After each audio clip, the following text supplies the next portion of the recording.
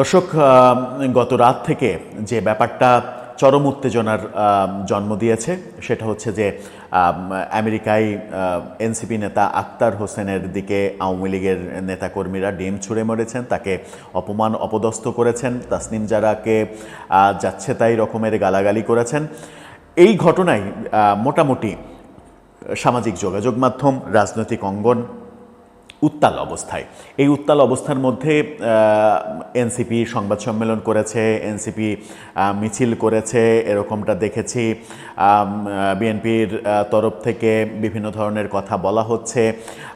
ছাত্রদলের নেতারা অ্যাগ্রেসিভ কথাবার্তা বলছেন, এনসিপির নেতারা অ্যাগ্রেসিভ কথা বলছেন। আওয়ামী লীগের রাজনীতি এবার চিরতরে বন্ধ করার দাবি জানানো হচ্ছে, কিন্তু মূল জায়গায় কথা হচ্ছে কিনা, মূল জায়গায় কথা হলো কিনা সেটা একটু বিবেচনা করা কিংবা সেটা একটু বিশ্লেষণ করার চেষ্টা করব। এনসিপি নেতারা এই যে আমেরিকায় যে ঘটনাটা ঘটলো তার মূল জায়গায়, মূল কেন্দ্রে পৌঁছাতে পারলেন কিনা, সংবাদ সম্মেলনে তারা যেটা বলার চেষ্টা করলেন সেখানে আসল ব্যাপারটা বেরিয়ে আসলো কিনা, নাকি আসল ব্যাপার থেকে তারা ভিন্ন দিকে ডাইভার্ট করার চেষ্টা করছেন, সেটা একটু বোঝার চেষ্টা করবে। এই ভিডিওতে থাকবেন পলিটিক্স টিভির নিয়মিত আয়োজনে।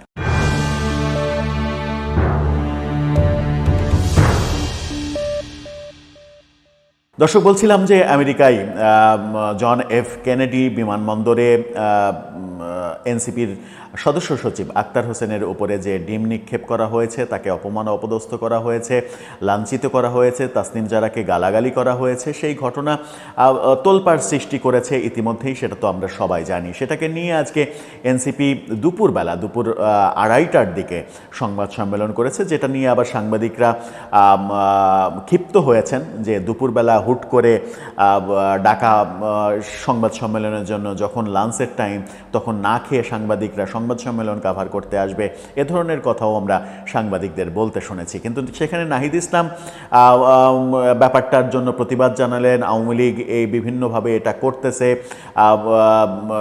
এদেরকে দল হিসেবে বিচার করতে হবে, চিরতরে নিষিদ্ধ করতে হবে, এই দাবিগুলো তো উঠলই।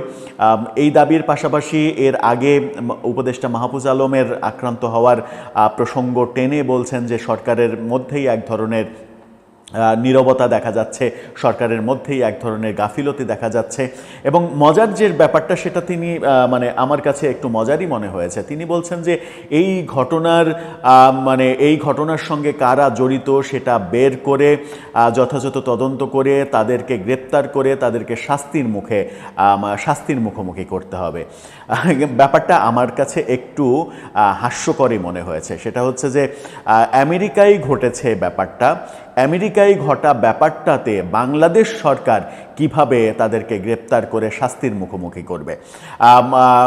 আমার মনে হয় যে এই ঘটনাটা এনসিপিকে এতটাই বেশি মর্মাহত করেছে, এতটাই বেশি বিব্রত করেছে, এতটাই বেশি আঘাত করেছে যে তারা এই ব্যাপারটাও আসলে তাৎক্ষণিকভাবে কথা বলার সময় বুঝে উঠতে পারেননি যে এই যে কথাটা বলা হচ্ছে সেই কথাটা ঠিক হচ্ছে কিনা, যে তাদের গ্রেপ্তার করে আইনের মুখোমুখি করতে হবে, বিচারের মুখোমুখি করতে হবে, বিচার নিশ্চিত করতে হবে। এটা মূলত আমেরিকার গভর্নমেন্টের কাজ।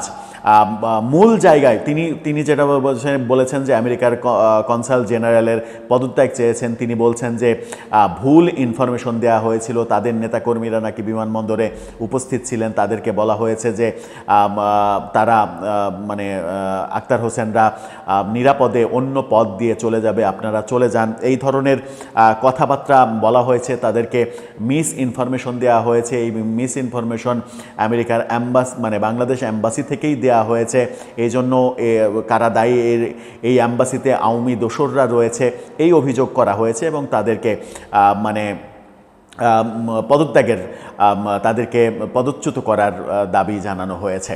এই ঘটনাগুলো যখন করা হলো তখন আওয়ামী লীগকে নিষিদ্ধ করা, আওয়ামী লীগের বিচার করা, এই ব্যাপারগুলো তো রয়েছে। অনেক কথা এর বাইরে এনসিপিকে দেখলাম যে আজকে মিছিল সমাবেশ তারা করেছে তাদের দলীয় কার্যালয়ের এলাকাতেই।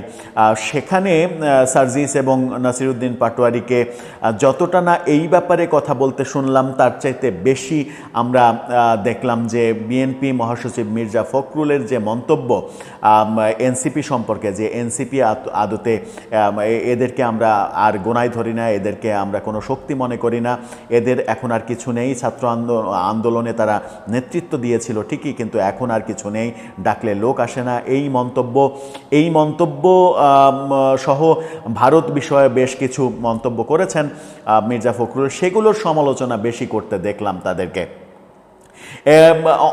অনেক কিছু হচ্ছে, কিন্তু মূল যে কথাটা বললাম সেটা হচ্ছে যে নাহিদ ইসলাম এনসিপির মধ্যে মোটামুটি বিতর্কহীন যে দুই একজন আছেন তাদের মধ্যে কিন্তু নাহিদ অন্যতম ব্যক্তি। নাহিদকে নিয়ে খুব একটা বিতর্ক তৈরি হয়নি এবং তাকে বুদ্ধিমান মেধাসম্পন্নই অনেকে মনে করেন, আমরাও মনে করি।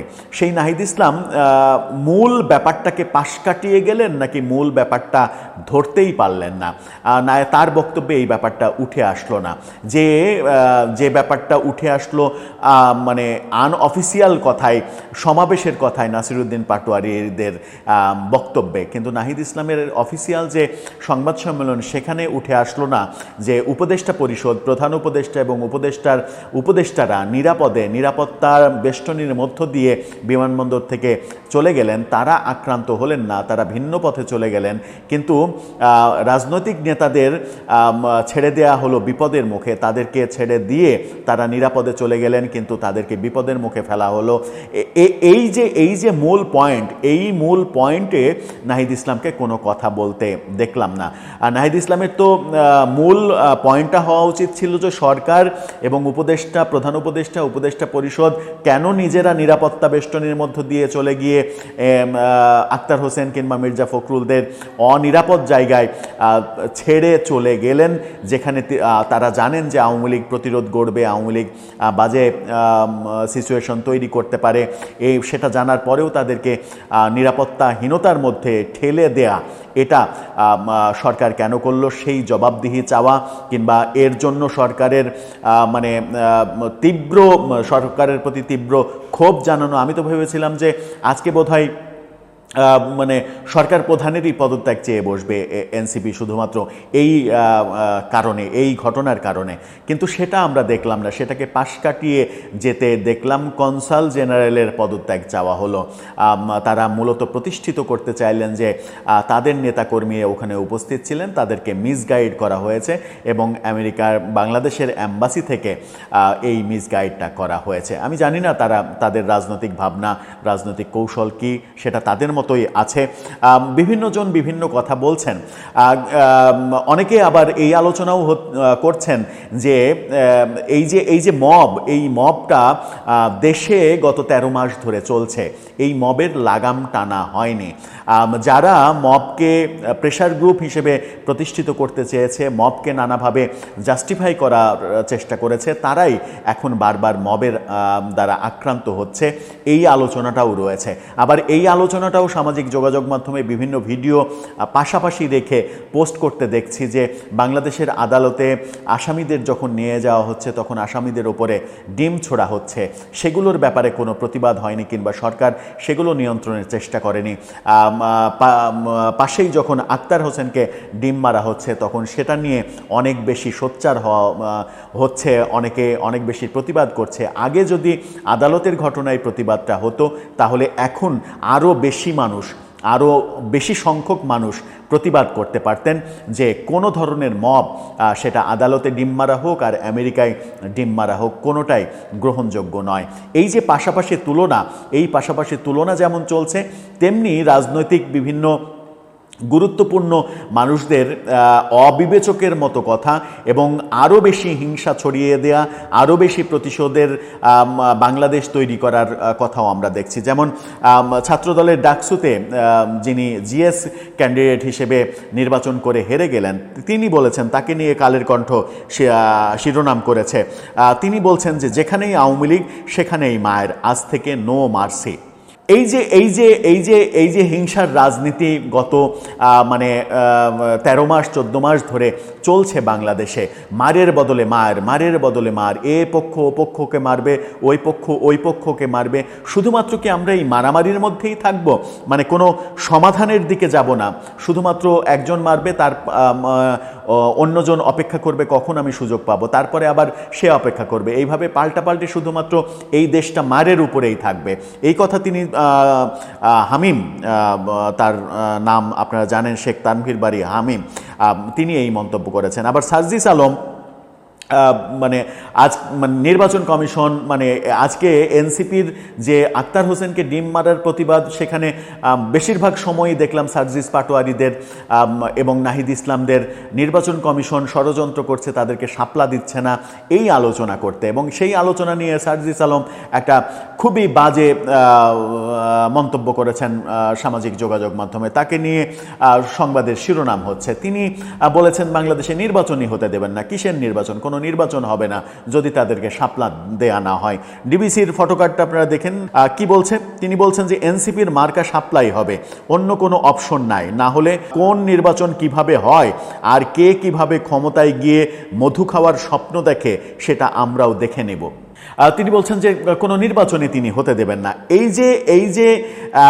এই যে রাজনীতি, এই রাজনীতি থেকে যদি আমরা বের হতে না পারি তাহলে আমাদের কপালে আমার মনে হয় যে আরও বেশি শনির দশা অপেক্ষা করছে। এনসিপির কথাই যদি বলি স্পেসিফিক, যে এনসিপির রাজনৈতিক অবস্থা এতটাই কাহিল হয়েছে শুধুমাত্র তাদের এই লাগামহীন কথাবার্তা, লাগামহীন কর্মকাণ্ডের কারণে। সেই কারণেই এনসিপিকে আজকে ভাবতে হচ্ছে 5-10টা দল মিলে একটা দলে পরিণত হওয়া। এখানে যদি এই ব্যাপারগুলোতে যদি লাগামহীন কথাবার্তাতে তারা যদি সচেতন না হয়, বিএনপির হামিম, ছাত্রদলের হামিম যে মন্তব্যটা করলেন যে আজকে থেকে আওয়ামী লীগ দেখলেই মার, তার মানে কি দেশটা কি একটা শ্মশান মরুভূমিতে পরিণত হবে? আপনারা এক পক্ষ আরেক পক্ষকে মারবেন, আরেক পক্ষ আরেক পক্ষকে মারবেন, আপনারা মারামারি করেই যাবেন, আর সাধারণ জনগণ বসে বসে মানে আপনাদের মানে রদ দেখবে, আপনাদের কলা বেচা দেখবে। এটাই সাধারণ মানুষের পরিণতি।